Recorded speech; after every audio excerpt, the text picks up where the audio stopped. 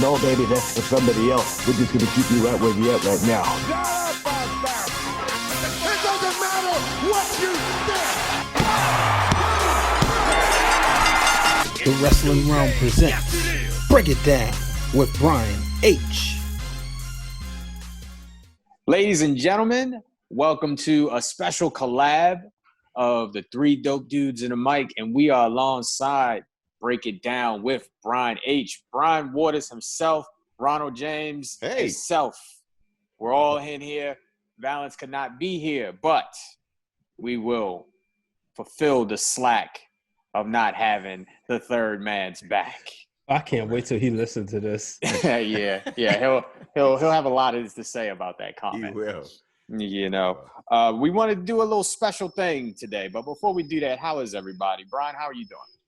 I'm gonna be honest with you, not so well. Unfortunately, another black man was killed, and that should not be our freaking norm. It happened in Atlanta, Georgia, and I unfortunately saw that right before, so it's just like, come on, man. Yeah. Oh, yeah. You know, it's. I want to make sure I say his name, Rayshard Brooks. I'm pretty sure by the time this gets out, he will be. He is a hashtag, unfortunately, but I just wanted to pay respects to his mother and family. But I wanted to say his name because it's unfortunate that this happened this time in Atlanta. And I know this is a wrestling show and this is what we'll do. But I was listening to the New Day, and like you two, myself, we're black. This is our reality in America. So, Yep. And, like you said, it gets unfortunate that, this comes off like it's a every Tuesday and Thursday conversation when that's not how it's supposed to be. Mm-hmm. So, it's kind of mind blowing that this is what we're going through. Mm-hmm. Ronald, how was everything on your side of the neck of the woods? I'm about the same. Between the death of the gentleman in Atlanta and the guy that they found hanging in LA County. You hear about that, Robert Fuller? Yep. All in a really short amount of time. Obviously, one is too many, and to hear about the frequency that this is happening, whatever circumstances. Also, the passing of Jazz Fly, who is a writer on This Is Us, and a couple other things. They found that she passed away a couple of days ago. Look up Jazz Fly. She's incredible. She wrote for a bunch of TV shows, and she also gave advice to a lot of writers, tried to push people up who looked and sounded like her, both men and women in the Black community and Hispanic community and Asian community, even helped with white dudes. And, she was one of those people. So it's been a somber couple of days, to be honest with you. But I try to stay positive. On my Instagram channel, I do this thing called Quarantine Dream, where I try to have a positive message, even though I may not be feeling the best. And these people have to know that in all of this stuff that's happening, changes happening. There's some good being done, and I think we're going to come out on the other side better people. Before you jump in there, Blake, I just wanted to say, because something that stuck out, and I don't want to forget this thought. Something that stuck out what Ronald just said was that Jazz was the type of person that puts people on, always looks out for other people. I will be honest with you, I didn't know much about Jazz's work. I don't watch This Is Us, but, my wife does. But the reason why that stuck out to me, because I'm on a show right now with two people who do the same exact thing, and that's always putting people on. Me and Blake known each other for since 2012, and shortly after that I knew Ronald, and Ronald being a wealth of information, Blake could have been like, oh no, this is my friend, I'm gonna keep him to myself. But it was always, let me introduce you to this person, let me introduce you to Ron, let me introduce you to Valance, because I think if y'all two get together, y'all can do this. It's obviously, you see, we're doing a collaboration. There was times when I was able to meet up with Ronald and Valance when Blake wasn't around. So I just wanted to make sure, it's unfortunate, but I love hearing stuff like that people, and I wish more people would do that.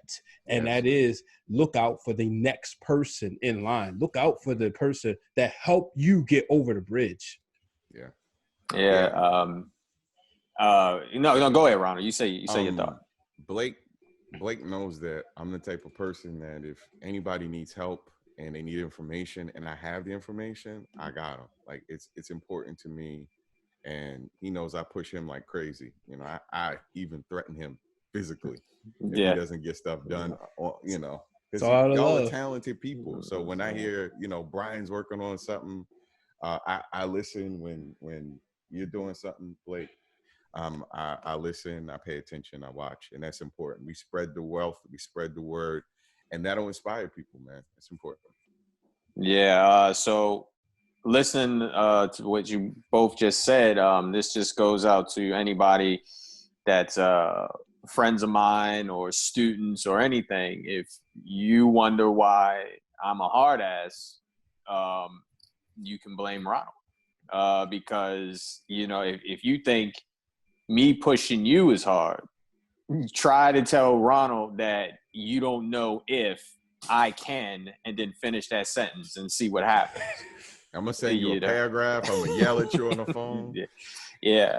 And I like wouldn't Brian do it said, if you weren't talented, man. If you weren't a talented person, I wouldn't. You know.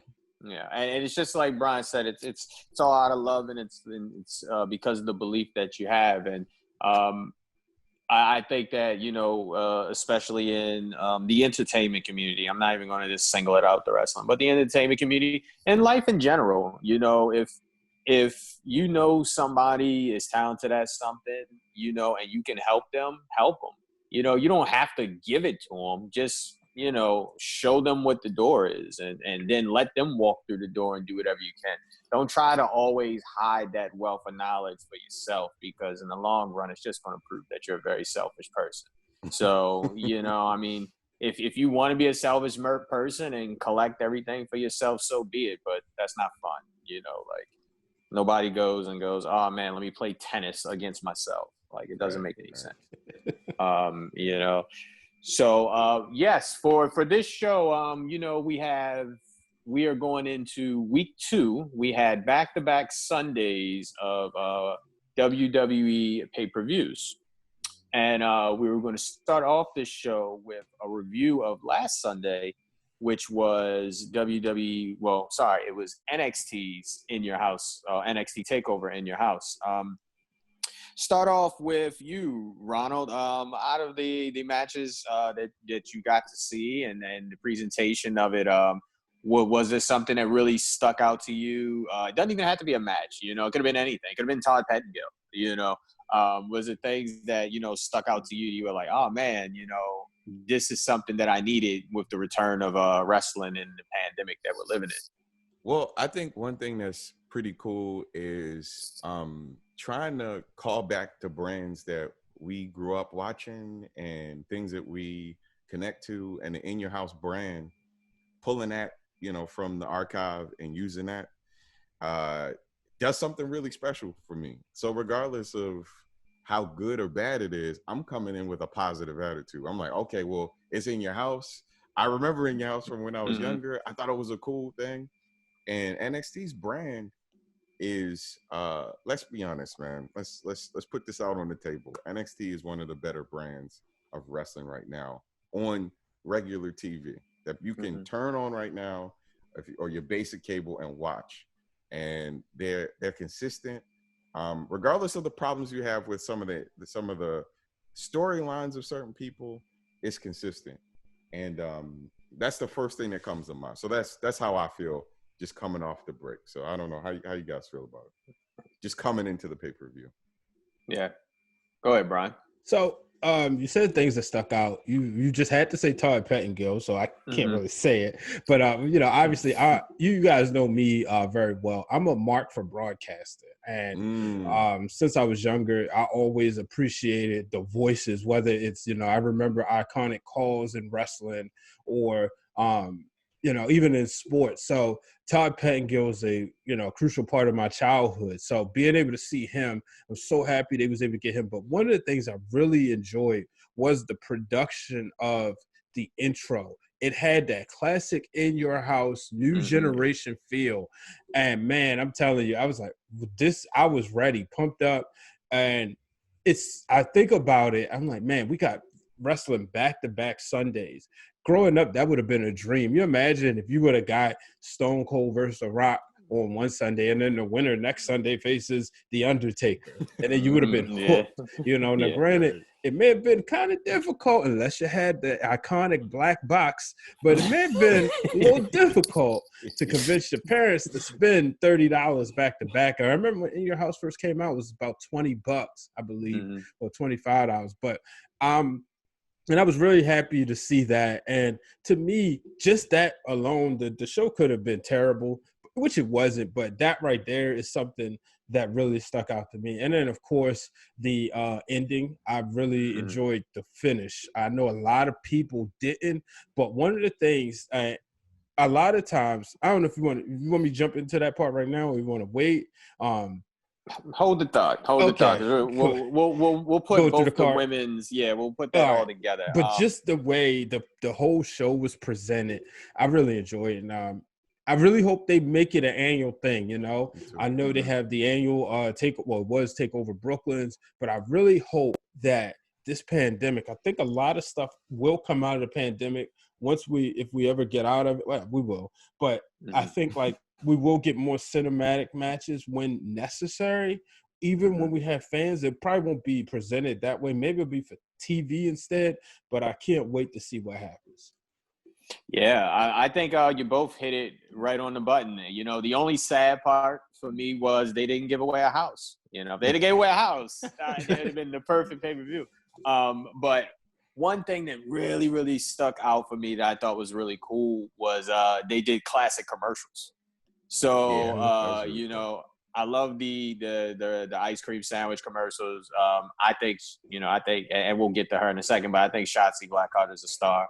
I love that. And I love the Adam Cole Icon Pro one, that was, basically paying homage to Bret. I mean, it's Bret Hart. You got to pay homage to him. I thought that was fantastic. And like you guys said, the production, the feeling, the energy, the flow of it. And I mean, it was only 2 hours and 20 minutes. So I was like, this is perfect. But also going through my head was, damn, this pay-per-view was 2 hours and 20 minutes, but Raw tomorrow's going to be 3 hours.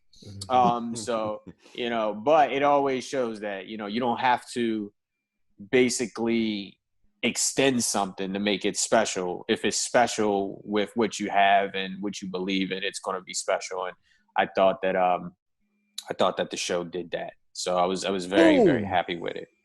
Yeah, that was great. Let's start off with this. They had a 6-woman match that opened up the card. It was Dakota Kai, Candice LeRae, Raquel Gomez. Is it Gonzalez? It's Gonzalez. I'm sorry. Versus Mia Yim, Tegan Knox, and Shotzi Blackheart. I personally thought that was a really fun opener. I love Candice's new character. I love everything that she's doing. I love the energy that Shotzi's bringing, and I definitely 100% love the believability of a face that Tegan is. I think you had 6 women that go out there and can wrestle with the best of them, but there's some stars in there. What Candice is doing is fantastic, and what Shotzi is doing is fantastic. What Dakota is doing is fantastic. I really think that, for what the outcome was of the main event, you definitely have some new challenges ahead and some great stories that can come out of it. Yeah, man, it was a really good match. A lot of good spots. Sometimes six person tag teams can feel a little scattered and not fun and hard to follow. This one was as easy to follow as a 6-person could be. The team of Mia and Tegan and Shotzi winning, really cool. I love to see Mia coming out on top. I got to be honest, because I feel like there are these blocks where she's just losing. And to see her come out on top is really cool. So, I like you said, a lot of talented women. You know, it's crazy to watch NXT jam so many talented women in one show. It's a little like, oh my God, like this should be prevalent on the main shows. I mean, I hate to say the main shows, you know what I mean? Raw, Yeah. SmackDown. I would love to see that intensity on some of those shows, but unfortunately, we're only granted that on NXT in the way that they do it in NXT. So I thought it was a great match. Yeah, I enjoyed it. One of the things I look at Shotzi Blackheart, man, she is a star. And to me, you know, she is becoming must-see TV, but I really like the Gonzalez, Dakota Kai combo. It just has Shawn Michaels and Diesel written all over it to me. But Dakota Kai, I think because that old character she had was going to get stale quick, and she was starting to remind me of a poor woman's Bayley, and I hate to see anybody be a poor person, somebody, a great value version of that person in any way. So to be able to see her like go into her own, and you know, Tegan Knox, that whole, like, those are two. We talk about Gargano and Ciampa. I could watch Tegan Knox and Dakota go at it for months at a time, because it feels personal and it feels believable. Like she's really upset. Both of them are really upset with each other, but then you got Gonzalez in the way. So, you know, I'm very excited to see it. And obviously, you know, looking at Candice LeRae and Mia Yim, it's something different because when I look at Mia Yim and Keith Lee, they're not your typical wrestling couple, you know, because it's almost like, I hate to say like he's dating a tomboy, but it's different. So I'm like, okay, you got me intrigued. And then you obviously have Johnny Wrestling and Candice LeRae. So, you know, seeing them two kind of stay at it, and, you know, that was a story with itself. So I really enjoyed the match. Knuck if you buck. Yeah, fun stuff. We then, and I don't know if I can't remember if this is the order, but I'm trying to remember the actual order. It don't matter the order. This is our show. Yeah. Oh yeah, you're right. Okay, that makes me feel a lot better. We had Finn Balor versus Damian Priest. First of all, I want to give a shout out to Damian Priest because I mean he looks fantastic. Like it looks like he's leaned up. I'd always thought that out of the big men that was in NXT, I thought character-wise he was the best one. Like, and if you ever listen to his voice, like I felt like if they remade Vampire in Brooklyn, like he would be perfect to play Eddie Murphy because of his voice alone and just everything about his aura. And look, if you can hang with the Takeover King, Finn Balor, you're a big time player. And, you know, not only did I think that was a really good match, the bump was scary that he took, but geez. You know, it was funny because people were putting out, I think it was the Simpsons episode or something where somebody fell on the fire hydrant and like they were saying that was him. It is really like what he looked like. I was like, geez, you know. Yeah. But I really like that dynamic. And I mean, you can't go wrong with Finn, especially when it comes to wrestling. You know, and now he has his sights set on the North American Championship. But Damian Priest is a player. That's what I gotta say. He's a big time player. Yeah, I don't want to see too many bumps like that ever again, man. And you know, there's something about the style of fighting that they brought where spots don't feel quite as rehearsed. It doesn't feel like, oh, somebody's coming towards me. Lift. You know, it felt like everything felt so natural. It felt haphazard. It felt chaotic. It felt like there were stakes. And that's what made that match really good. You know, I'll watch anything Finn Balor related. And, you know, I'm just getting into the world of Mr. Priest. But, you know, the match was great. I really enjoyed it. Yeah, I mean, you guys both said it. Finn Balor is just one of the, you know, the Takeover King. Dare say the NXT King. I would love to see a huge clash with him and Adam Cole, like one that like really, really means something. Yeah. But you know, I wouldn't mind seeing him going after that North American Championship. I'm invested in him, and to me, this is better for him. I know that there was, he was the first Universal Champion, and I wasn't buying it then, and I didn't think when he got back I was buying it. But to me, like he said, NXT is Broadway, so I'm all for it. Yeah, I'm just very sad we couldn't get Finn Balor and Walter. I was, that was the one match that I had my popcorn ready for, but the pandemic had other thoughts. It'll but come. yeah, I think it'll come. It'll still come. Yeah. So, but yeah, thought that was a fantastic match. We had North American Championship, Keith Lee, our champion, versus Johnny Gargano. I love Johnny's gear. First of all, I thought his gear was amazing. I love that he had a key to the house on the set. I thought that was fantastic. It's the little things, man. That's what it is. It's thing. the small little thing. Like when they were fighting and they were looking through the camera cam of the door from the house. It's small little intricate things like that. I think Johnny and Keith, they have very good chemistry together, and it is amazing. It's what big man versus little man is supposed to be, and I think they did a really good job. If this story is over, I am okay with that. If it continues, I am okay with that. I think right now what Johnny and Candice is doing, in my opinion, they can do no wrong, and I'm hoping, for Keith's sake, that everything that's happened in the world, and like with the pandemic and everything, I hope that doesn't slow down his momentum. But if you ever look at his style, you can see in his face that he's hungry to be the best. So I personally think he will keep that hunger, but I hope he gets to showcase that hunger as well. Yeah. I'm not a huge Joey fan, to be honest with you. I've kind of expressed this in the past. But, Keith Lee does big man done right. There's a lot of big men who kind of, I don't know, man.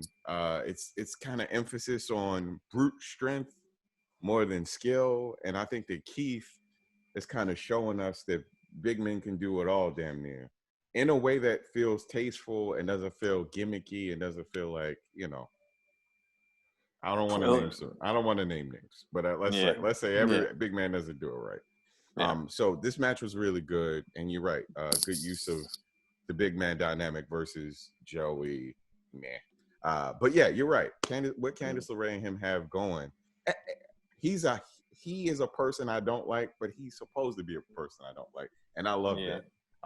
So he's doing his job. That match was great. I want to see them fight again.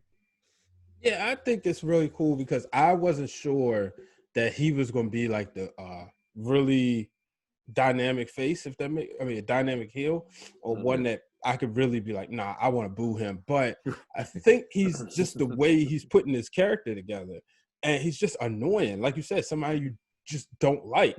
And I was confused when they switched him and Ciampa. I was like, all right, let me see. But they really got me invested. But it's one of those things is now they've gone away from each other. And I really like what Johnny's doing. And I like Keith Lee a lot. I want to see where he goes from here. I figured he was going to win. And I got to give a shout out to him for wearing the Black Lives Matter. Regardless of what, he's a black man. And I really appreciate him using his platform. I don't think your dog liked it. Well, you saw he had a guest appear about a couple minutes ago. Yeah. So, but I really appreciate him using his platform. I want to see it being done more. We saw Bianca every Black History Month doing something. I want to see more stuff like this, as unfortunately these civil unrest start to, not even call them civil unrest, this movement starts to slow down a little bit. I still want to see the Black Lives Matter. I still want to see the culture. Yeah, I'll definitely. I want to give a quick shout out to Jolene. Jolene's a gear maker. She made that gear for him. Jolene's made some of the most fantastic stuff. She does incredible work. So I want to give shout out to that. And one thing that Ronald said when he's talking about new age, like big man, like how Keith is. In my opinion, Keith comes off almost like a new age Mike Awesome. You know, and Ronald, you know, Ronald knows how we felt about Mike Awesome. Like Mike Awesome did no wrong in our book, you know, and the stuff he was doing in that day and age, you know, flying over the ropes, power bombs from the top ropes, all of that stuff was something you'd never seen. And I think that there's an element of surprise of athleticism that Keith brings when he's in that ring. So the only thing that can stop Keith is Keith. So we'll see what happens. We had world title match, backlot brawl with champion Adam Cole and the Velveteen Dream. I loved it. I did love the Dream came out as Negan from Walking Dead. That was cool. That was cool. This week, you know, look, this match, it wasn't bad. It was fun. Out of the cinematic style recordings, it was probably my least favorite so far. But I'm personally, Adam Cole can be the world champion forever, and I would be fine with that. That's just my personal opinion. I feel like they had to do something different with these two, because if it was just another matchup between these two, I don't know how much the fan base would have been able to, like, basically, I don't want to say accept it, but I don't know how happy they would have been with it. But this was a new wrinkle to put into that feud. And as we saw, I mean, Adam Cole, baby, always finds a way to beat him. I guess before I give my opinion, I should ask y'all, we should do a round robin of this. Mm-hmm. How are we feeling about cinematic matches at this point? And are they necessary? Do you think that they add an element of, because we're getting to a point now where we've been in lockdown for, you know, if you've been here for the longest amount of time, closer to 4 months. Mm-hmm. If you haven't been here for the whole time, maybe closer to 2.5. And we've seen quite a few cinematic matches since it started to become a thing.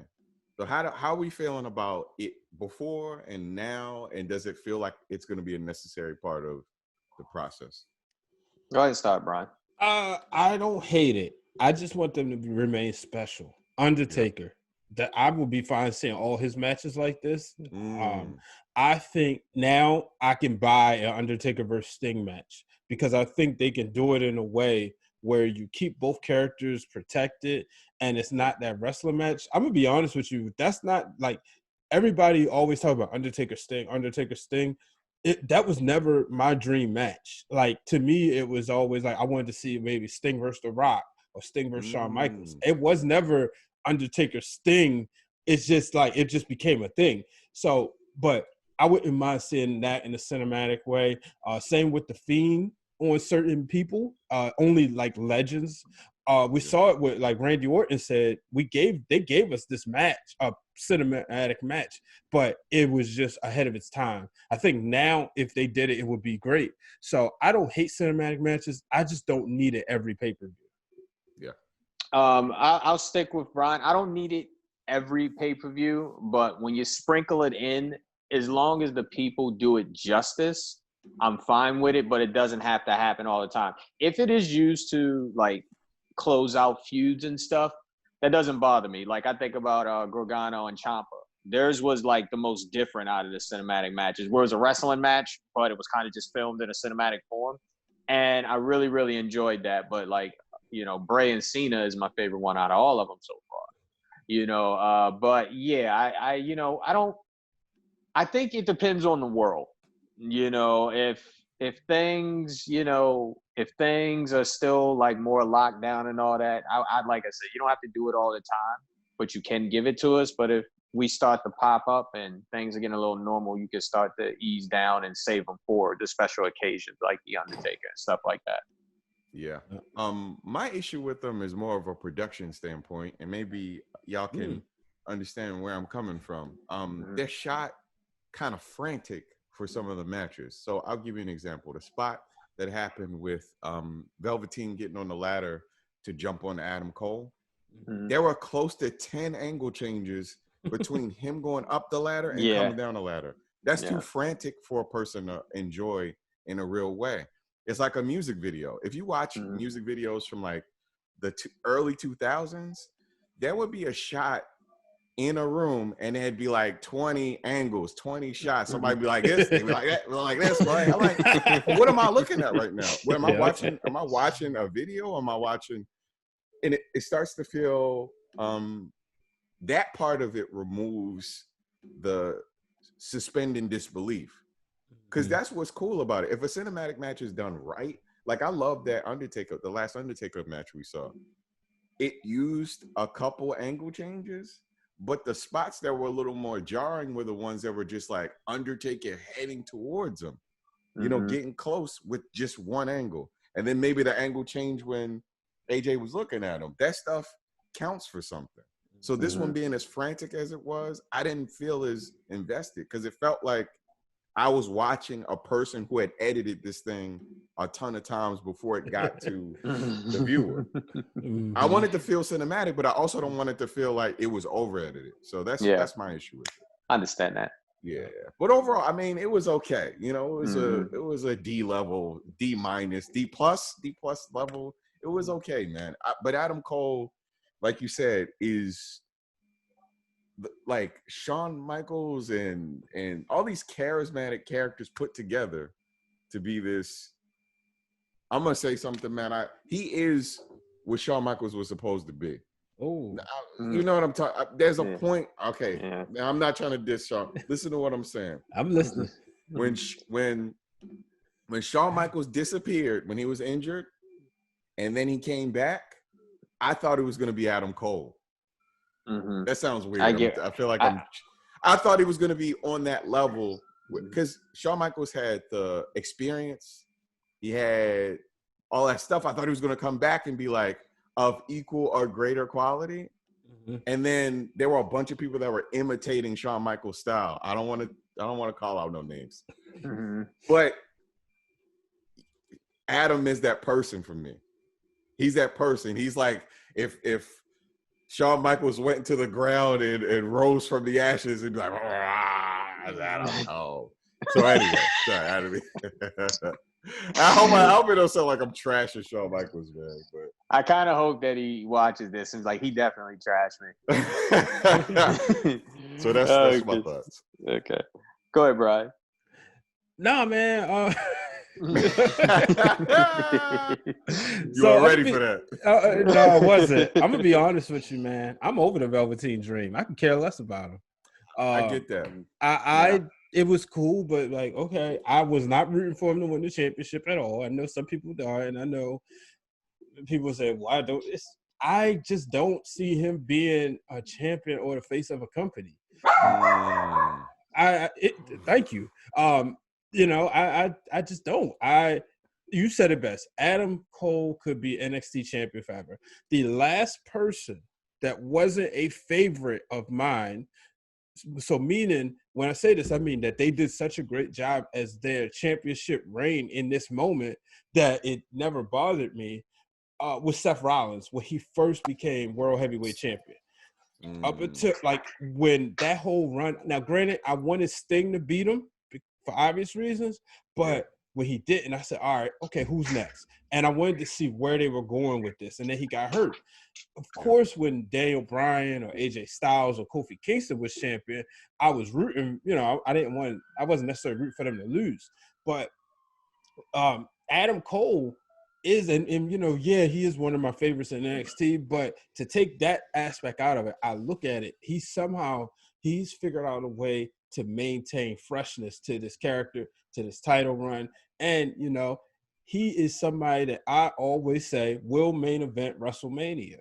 And you don't think Velveteen Dream has that ability? I just don't see it. I don't see what about him is going to make me say, all right, I want to turn on and see what the Velveteen Dream is going to do. I always, when I see the Undisputed Era, I hear them from the moment their music hits, I'm pumped up. I will drive down the street with their music blasted in my car. The Velveteen Dream, you know, it's like, okay, he's going to say something funny or he's going to do something interesting. And I'm like, all right, cool. But that's it. you know, after that, I'm not invested. When his matches happen, and it's like, okay, he's going to do a bunch of spots, a bunch of flippity-dippity. He's going to run around the ring a million times, and he's going to imitate his favorite wrestler because he's a mark. And it's not, you know, it is what it is. That's what we saw in Tough Enough, and he's living out that character. He's going to do the Rick Rude. He's going to do Hogan. Whoever he had a beef with on Twitter that day, he's going to pull that character out. All right, what else is he going to give me? Who is the Velveteen Dream? You know, Adam Cole, Bay. That's the guy. He is the NXT champion. He is the greatest NXT champion. Yeah. Oof. Yeah. Man. You essentially are right, man. You got somebody that's essentially like the Shang Tsung of wrestling. You got somebody that's like, oh, so okay, he's like Jay Farrell. The way that Jay Farrell can just pull these impressions. Uh-huh. You know what I'm saying? Like, I like that, but you're right. There's after that wears off, because it feels like he's in this like prince-ish thing, and then whatever he can become out of that. But yeah, I want to see more. I want to see more. I'm trying to think of an impersonator who was like WWE champion. And I could be wrong. Maybe I'm drawing a blank, you know, but I don't think they're No, because Mankind was Mankind when he was a Mhm. champ, you know. there hasn't been anybody that Yeah, that's on a good occasion one. you'd have like Kurt Angle make fun of somebody, but that Yeah. doesn't really count as like Yeah. Mhm. No, yeah. You're right. You know, Damn. yeah. Damn, Brian, that's profound. Man. Damn, the Shang Tsung. You said it. You said the Shang Yeah. Tsung. That was great. Yeah, well, I mean, for him, I mean, since his comeback, you know, a lot of the je ne sais quoi, it has not really been there since his comeback. But that leads me to my next thing, because we've been talking about Adam Cole, and the one thing I like is that his title run has felt very special. But there was a matchup between Tommaso Ciampa and Karrion Kross, also known as Killer Kross, if you know your facts. And let me tell you something. Karrion Kross is the one. Yeah. He is the one. He is the guy that can be the NXT champion, the Universal champion, and the World champion all at the same time. From his entrance to the look on his face to Scarlett to when he chokes you out. He's got the girl, Everything. but she don't overshadow him. Yup. And everything about Mr. Cross is believable. It's what you grew up thinking a wrestler was. And everything about him right now spells money. It spells superstar. And it spells a master. That's all I got to say about that with that. You're absolutely right, man. When the cross jacket gets put on somebody, it feels the way that a good moves feel when you were younger, where you're like, oh my God, that move is being put on that person. It's over. I love that. I love that. He's also real brutal. And you know, I always wonder about the terms of that when you're dealing with somebody else, like putting these spots where you're basically breaking somebody's back. But they sell it really well, and his character development is coming across through these brutal matches, man. And Tommaso, incredible wrestler, obviously kept up. It just was a great match. That was intense. I don't like yelling when I watch wrestling. I don't like yelling because I'm like, ouch, that kind of yelling. I mean, like, I love good spots, but when I'm like, it, you know, but this was one of those matches. It was so good, man. So yeah, you're right. He's next. Brian? That you guys said it. You know, Yeah. You guys said it. I don't have nothing else to add. Yeah, Karrion Kross, man. TikTok. All I got to say is TikTok, which leads to our main event. Main event was for the Women's Championship. At the time, the champion, Charlotte Flair, was defending her NXT title against Rhea Ripley, and who I have called the best women's wrestler on the planet right now, Io, the Queen Shirai. Look, all I'm going to say is it might have took 2 years, but it was all meaningful. The best in the world finally has her championship, and I am ready for the new era of Io Shirai. And I don't care what anybody says. There's nobody better in that ring than Io Shirai. Yeah, man. I really enjoyed that she lost. That Charlotte Flair lost. Charlotte has this run that makes me really uncomfortable. Where so NXT is jam packed full of women's talent, and somehow whenever Charlotte's around, that's dwarfed by whatever the gimmick that exists with Charlotte Flair. You know what I mean? Like she can take any great move. She can counter it. She can kick out of anything. And I love that maybe through whatever reason, Charlotte just let the better person win in this match. That's something good about that. I don't know what that means for Charlotte in general, but there's something really cool about the fact that Io won the way that she won. It didn't feel like anything, no interference. It was just a good match that happened the way that it should have happened. And when Charlotte's fighting, I don't necessarily feel like there's a chance for that all the time.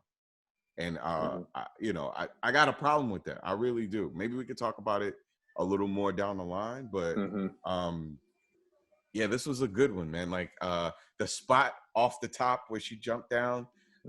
Yeah, I like stuff like that. Like I think what it was telling people was like, look, a woman is dropping on your heads, and her name is Io Shirai, man. Like this woman is up next. There's something about the charisma that people are allowing with like wrestlers that are not from America. I love that that's a thing. I love that an Asian wrestler can come into NXT. There have been, right? There obviously have been, but one could come in and have the impact that she has, and it doesn't feel like she's doing something beyond just being a good wrestler. She's not doing something too stereotypically Asian. She's not doing anything stereotypically too in any direction. She's just herself, wrestling well. That's all that matters. She won, great, you know. So anyway, I enjoyed the match. What about you, Brian? No, I really enjoyed it. It was, I also go to the finish. I like the fact. I know a lot of people was wondering, like, oh my goodness, did she kill her? Because it definitely looked like the knee hit there. But I chose to suspend my belief and just be a fan and say, oh, she knocked her out. 1, 2, 3, duh. There's no way she's getting up for that. And I love the fact that Charlotte Flair was caught off guard thinking, okay, I got to win this match by submission, not even considering the fact that you have this athletic person you're in the ring with who can, fly off the buildings quickly, and you didn't even consider that. You focused on getting somebody to tap out, that you didn't take time to neutralize your other opponent. So I really enjoyed that. I love the way the story is being told. Then to put on my analyst hat, I love the fact that Charlotte didn't take the pin, because to me that says, okay, she's going to be down there a while doing some things with these girls because she wants to get that title back, because it's all about the titles, right? Yeah. No matter if it's NXT, WWE, it's under the umbrella and it's all about the goal. Yeah, it definitely opens up a well, you didn't pin me factor as well, right. And it doesn't destroy Rhea Ripley either. And now we have a whole new era of challengers. Like I said, Rhea Ripley's a challenger.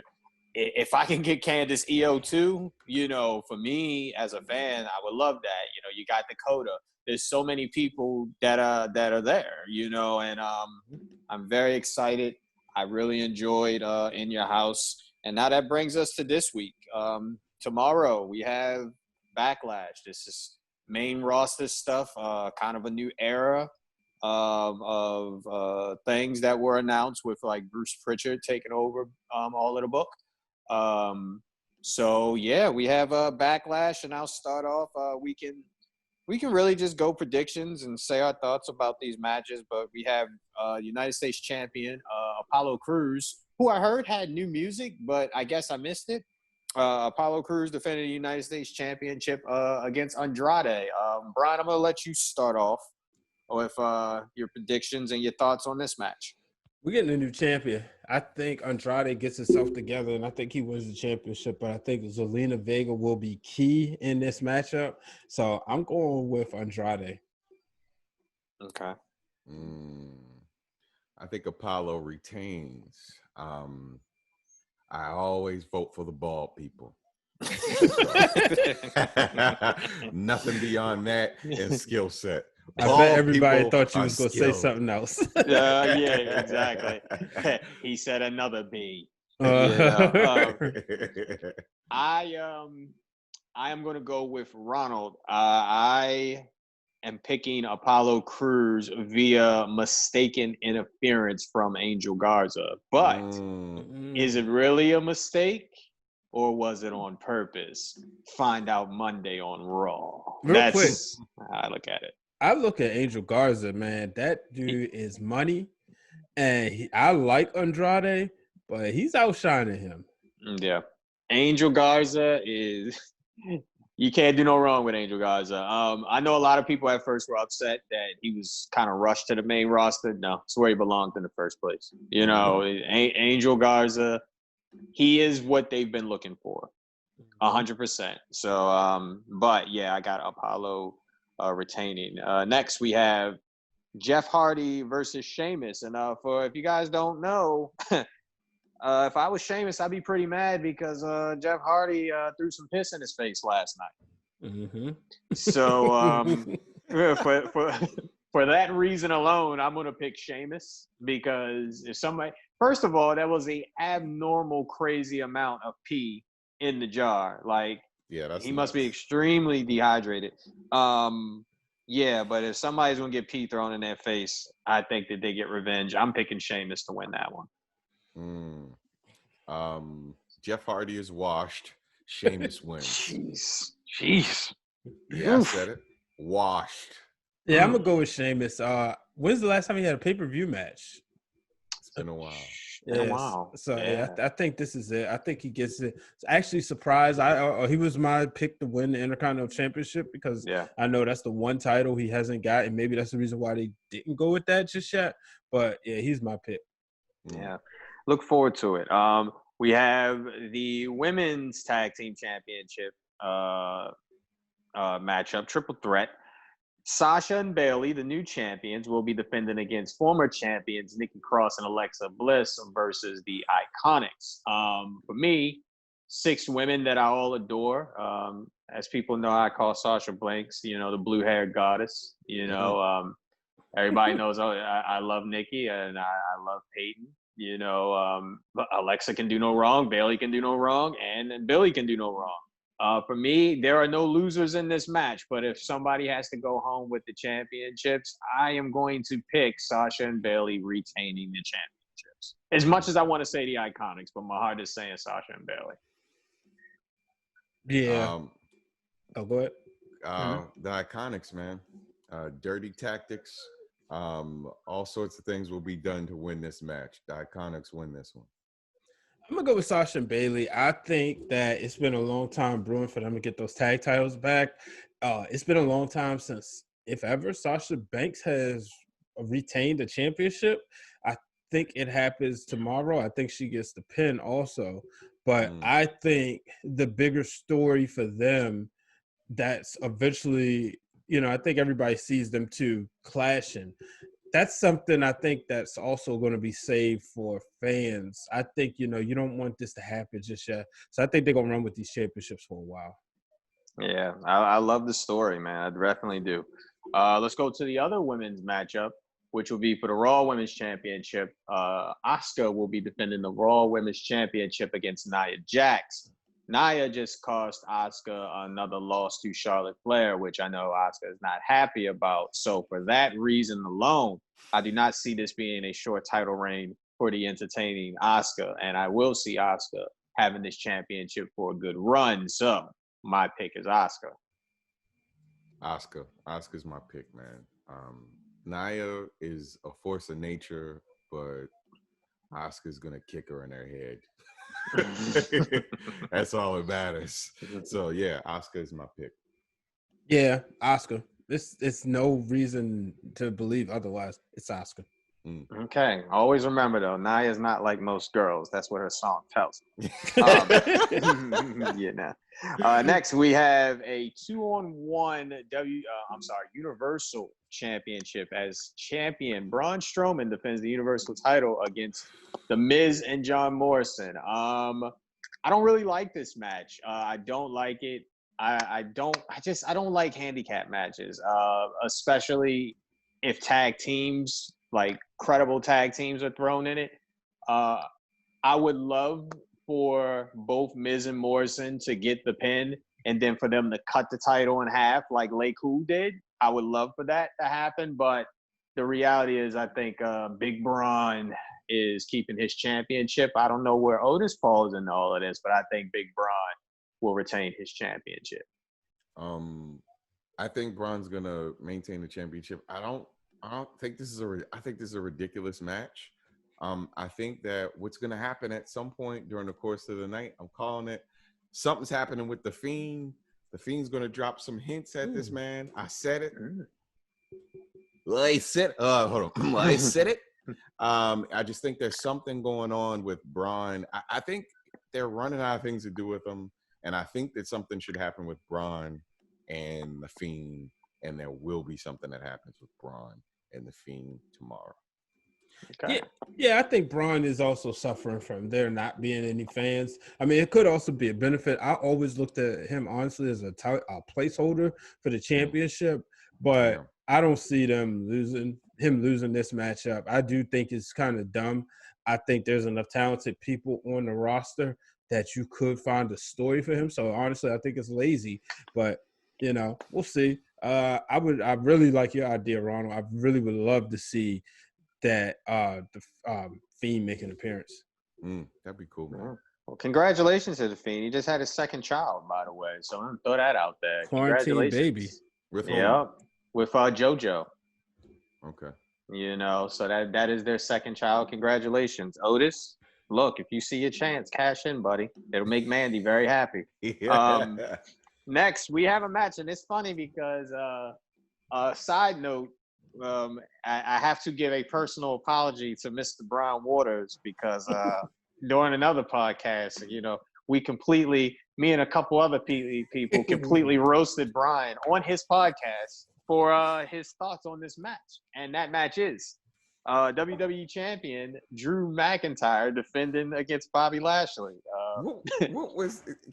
Let's remind us, what was the opinion that got him shouted at? He gave the opinion of Bobby Lashley winning, and we all came at him with pitchforks, basically. Because I could take the heat. They used to actually get your free Chick-fil-A sandwich back in the day. Oh yeah, that is true. Here's the thing. I think the problem is WWE has. I don't know. I don't want to blame them, but they're in between a rock and a hard place. If Bobby wins, you'll get people that are happy, but you'll get people that'll be like, oh, they're only doing it because of what's going on. If Bobby loses, you get people that'll be like, well, they missed the chance. They should have gave it to him because of what's going on. That sounds so funny. I hate to say it, but it really does. But and it's such a weird situation. I wish this could have got dragged out. Well, honestly, I wish that this could have happened for Bobby earlier, and let it build to what he's at. Because him with MVP right now is fantastic. I still wish that they would have did my idea of having MVP manage Cedric and Ricochet as well, and he could have had 3 people. But I don't think this is the end of the Drew McIntyre era. And I would like to say, I think he has done a fantastic job as the champion in these circumstances. But honestly, I am all for Bobby Lashley wins the championship as well, because it's a long time going. But my heart picks Drew McIntyre. Yeah. There's no way. The only way that this would happen is if an alien ship came down and took Drew McIntyre into space and chopped his body into pieces and left it in the solar system. That's the only way that Bobby Lashley is going to win this match tomorrow. It's impossible. This is bacon pancakes. He has this. Drew McIntyre got the belt. I'm going to go on this hill. I said it, and I'm going to stick to it. Bobby Lashley will become the WWE champion. And they're going to do it right. They're not going to have Bobby Lashley yelling Black Lives Matter. They're not going to have him taking a knee or pumping a fist. Quite frankly, he's going to say, this is where I'm supposed to be. He's not even going to acknowledge the movement because it's going to be about him, and he's going to be a great heel champion. And MVP is going to plan out this elaborate MVP-like celebration for him on Monday Night Raw. Bobby Lashley, your new WWE champion. Book it. Well, I'm just going to say this, and this isn't no knock on anybody, but if MVP is going to do this elaborate celebration, look, I know MVP got some bars. You know, he can rap himself. Just get yourself some new theme music. We should not be listening to Silk Saka in 2020. So that's my big thing, you know. But, yeah, I think there's a lot of interest in that match. But that leads us to what I'm assuming will be the main event, because the title is the greatest wrestling match of all time. If you listen to the music, this is the greatest show. That leads us to Edge versus Randy Orton. Quick note. If I was booking this, I would piss off everybody, have Randy Orton hit him with a low blow, RKO him, and pin him 1, 2, 3. Oh, my goodness. That's what I would do. And be like, oh, I wasn't worried about it being the greatest wrestling match. I just wanted to win. And get you in the ring. Yeah, you know. But if I'm going to give a prediction, doesn't happen in that fashion, but I do think one of the smoothest wrestlers to lace his boots gets his win, and that is Mr. Randy Orton. That's who I'm picking. Yeah, man. Edge's neck is a stack of dimes. There's just no way that they're gonna let a man with such a fragile, frail neck manage to keep there's no way this isn't happening. Randy Orton is going to beat the living crap out of this newly shaped, brand new Edge that's kind of come out of the blue and entertained us for a little bit. Best shape of his life, Edge. Best shape of his life. But that's because he's hungry. He's starving. He's down to 0% body fat. And you know what that means. It's going to be a good match. But Randy Orton is going to kick that stack of dimes neck, put him in the RKO, and then there'll be no more Edge. Oh, no more Edge. No more Edge. Edge. I've been waiting to hear what Brian had to say about this match since the beginning of the week. I've been waiting to hear his breakdown of this. So what way are you going? This match is so predictable, right? Because, I mean, we've been watching wrestling longer than a lot of people have been alive. And I sit here and I'm thinking, it's so obvious for Randy Orton to win this match. Yeah. It's so obvious for him to go out there and win because of the fact that he lost at WrestleMania. And we all know that Backlash is, I always call it the backwash of WrestleMania, even though Money in the Bank was in between. But I'm going to go with Edge because I just want to – I got a feeling they're going to try to swerve us. But I also look at it like this. Daniel Bryan and AJ Styles, they went out there and really put on one of the greatest matches in SmackDown history and a candidate for the best wrestling match ever, which I got to go watch again, undistracted. So now I think I'm looking at it because no doubt about it, folks, if you don't know, they do compete with each other. SmackDown wants to be better than Raw and vice versa. So I think Edge and Randy Orton are going to try to do their best if they don't go with the Blake scenario. But I think Edge is going to win this one because I just think, I mean, the card is predictable. Like really, when you really think about it, right? Braun Strowman wins. Drew McIntyre wins. Apollo Crews, that was, you could toss up. Sheamus wins. Asuka wins, and the women's tag titles. So when you think about it, it's predictable. But then when you really think about it, maybe it's not. So I'm going to go with the swerve here. Edge will get the win in the greatest wrestling match ever. This would be first time where he gets a real 1-2-3 in the middle of the ring since WrestleMania 27. Is the H in your name for hot take? You Brian hot take today. I love it. That's a really cool take, man. I'm curious to see what's going to happen. That's a good way to look at it. I didn't even think about it that way. Brian, you got my brain churning, and I'm excited about this match. It's just Randy Orton is great to watch, and then Edge is great to watch too. And he has this energy about him when he's out right now with that stack of dimes neck that he has. I love to see how energetic he is. But Randy Orton, he's going to break that stack of dimes. Get him out of here. Oh, man. This is going to be good, though. It is, man. I'm excited for it. The one thing that's kept my heart with Randy Orton winning this match is whether we have fans, whether we don't, we still have SummerSlam. Whatever it's going to be. And to me, just Drew Randy Orton is the SummerSlam match that makes sense. Yeah. You know, so I if this was going in I don't know, whatever another pay-per-view was, maybe I would go more so Edge. I'm excited to see where Edge goes from here, win or lose, but I don't bet against the Viper often. You know, and look, he swerved everybody and thought everybody thought he bought a plane and he would just mess with everybody. So I gotta ask y'all this: how do y'all feel about this? We all know it's fact. AEW did the pandemic right when it comes to wrestling, and then WWE follows suit. How do you feel about the WWE's version? Do you like it, or do you wish they would have did it on their own and not following behind AEW? This is what I personally think about it. I think there's two ways you can look at it. I think the way they do it is safer, especially with the plexiglass and all that. But I think the precautions that AEW takes is safer. Every time they go, so you got to get tested, like, period. Yeah. Whereas, and that's not the case at WWE, you know. But when it comes to the crowd, you know, I think WWE does the crowd safer than AEW. Is it too little too late? No, it's not too little too late.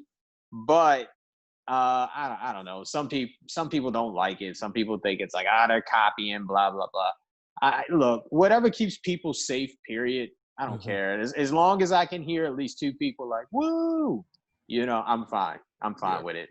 That's how I look at it. I think that the AEW is XFL to WWE's NFL. NFL looked at XFL and was like, that's trash. It's terrible. It doesn't matter. But then they stole the cameras. They stole the mics in the helmets. They stole these things, and that's what's going to keep happening. They're going to say that AEW, every other organization that exists around it, is not competition, and then they're going to take the competition's tactics because they have the resources, they have the money, and they have the exposure to do it. And that's just the way that it is. Yeah, I looked at it and I said, I didn't think about the whole safer point, but I do like, and remember, Blake, I brought it up to you before. I said, why aren't they using NXT people when this first happened? And this is before AEW show had aired. I didn't understand, but I do like that. But what I like about AEW's is because they do not have a huge wealth of a roster, I like the fact that you do have current people in there, so you can kind of create, like, I think the first week it was Sabian, and he said something to Cole Cabana, and it kind of created like a rift between them right away. So you get those opportunities where you're not going to get that in the WWE because you're not going to have, I mean, you could have Shayna Baszler go out there and pick out a fight with the NXT girls, but for the most part, you're not. So, but I like it. I think it does help add something to the matches and add something to the crowd. Yeah, man. Yeah. And that's all you really, like I said, that's all you really need is just a little bit of noise. I'm not mad at either or for it. I'm just happy to see some faces. Like, you know, it's cool to see Simone Johnson out there, and it's cool to see people that eventually you'll see them in the ring, and people that remember these things, they'll be like, oh man, I remember when they just used to have to stand out in the crowd for 12-hour days. Now look at them, blah, blah, blah, blah, blah.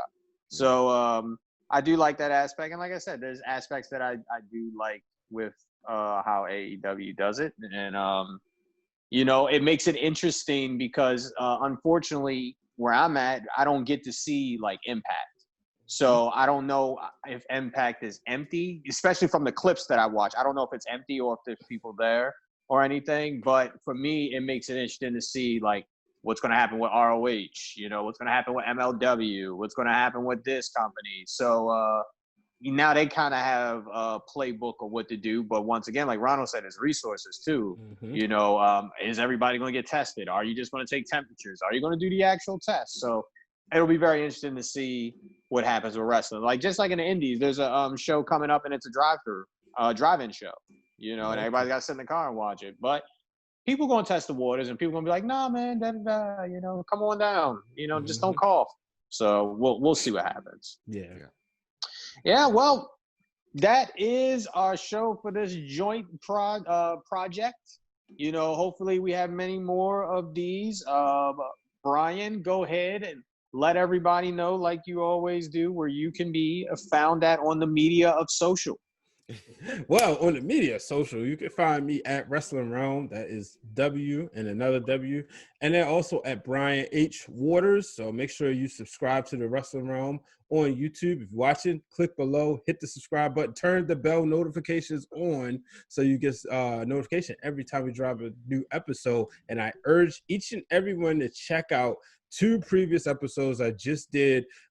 Blake was a part of both of them. That is racial injustices in pro wrestling and the addresses sexual harassment in pro wrestling. And then after you finish that, make sure you subscribe and check out all the other stuff from myself and the real Dwayne Allen. And of course, you can find me at Brian H. Waters. And if you don't know how to spell Wrestle Realm again, you can just look in the background and look at that beautiful poster in the background, and you'll know how to spell it.